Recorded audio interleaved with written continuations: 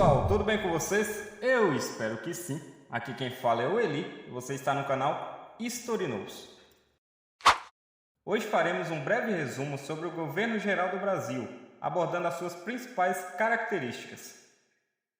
Após o declínio das capitanias hereditárias, sistema implantado pela coroa portuguesa no Brasil, que consistia na distribuição de grandes lotes de terras a nobres de Portugal, é instalado em 1548 o governo geral, um sistema político administrativo. Esse novo sistema tinha por objetivo centralizar, administrar, restabelecer o poder e reforçar a colonização no período colonial. O governador-geral possuía grande autoridade, como de criar cargos políticos com o intuito de dividir as tarefas referentes à colônia. Esses cargos estruturavam-se da seguinte forma: ouvidor-mor, responsável pelas questões jurídicas e pela aplicação da lei portuguesa na colônia; o provedor-mor, responsável pela arrecadação dos impostos e também pelo controle do orçamento da colônia; e, por fim, o capitão-mor, que era responsável pelo desenvolvimento das defesas da colônia, seja contra ataques estrangeiros e seja também contra os indígenas.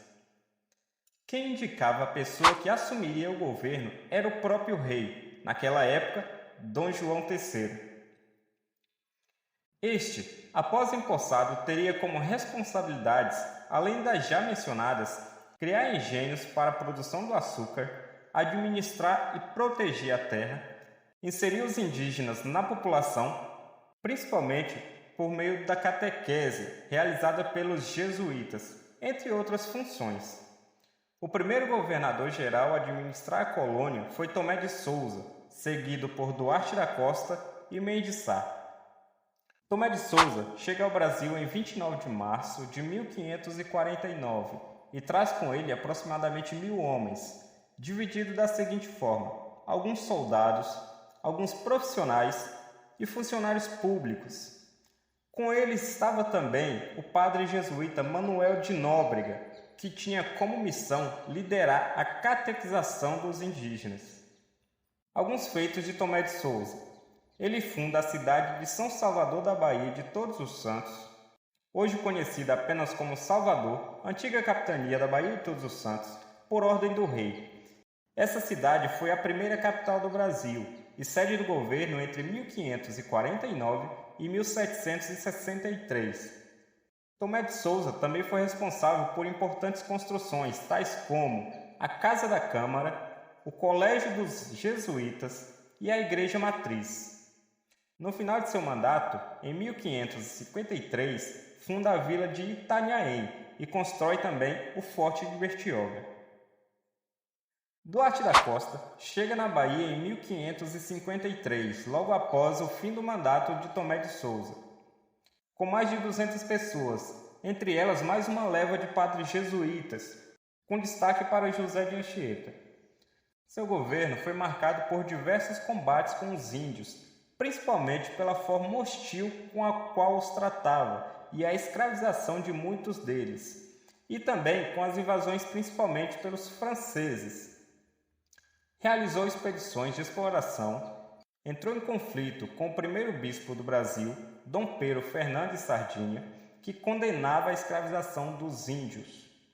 Juntamente com os padres Manuel da Nóbrega e José de Anchieta, funda o Colégio dos Jesuítas na vila de São Paulo, em 1554. Não obtendo êxito nas suas tentativas frustradas de expulsar os franceses invasores e devido à falta de recursos e também pela grande hostilidade sofrida por parte dos índios tamoios, acaba deixando o governo e retornando para Portugal em 1557.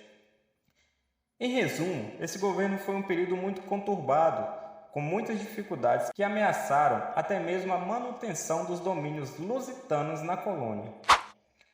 No dia 28 de dezembro de 1557, chega ao Brasil o terceiro governador-geral, Mendes Sá. Seu principal objetivo foi resolver os problemas deixados pelos seus antecessores, como, por exemplo, as invasões estrangeiras. Quais foram os seus principais feitos como governador? A expulsão dos invasores franceses, que estavam há algum tempo estabelecidos na Baía da Guanabara em 1555. O fortalecimento da economia da colônia, com incentivo à produção açucareira, também foi outro importante feito do seu governo. Fundou, junto com Estácio de Sá, a cidade de São Sebastião do Rio de Janeiro, em 1565. Estimulou o tráfico de negros africanos e lutou contra a escravidão dos indígenas, já catequizados pelos jesuítas, permitindo a escravização apenas dos índios considerados hostis. Em 1572, após a morte de Mendes Sá, a coroa portuguesa, percebendo a instabilidade ainda presente na colônia, resolve dividir a América Portuguesa em 2 governos gerais, o governo do Norte, tendo como capital Salvador, e o governo do Sul, com sede no Rio de Janeiro. Em 1808, o sistema de governo geral foi oficialmente extinto, quando ocorreria a abertura dos portos e a transferência da coroa portuguesa ao Brasil, pondo fim ao pacto vigente. Mas isso é assunto para outro vídeo. Obrigado por terem assistido até aqui, um forte abraço e até a próxima. Valeu!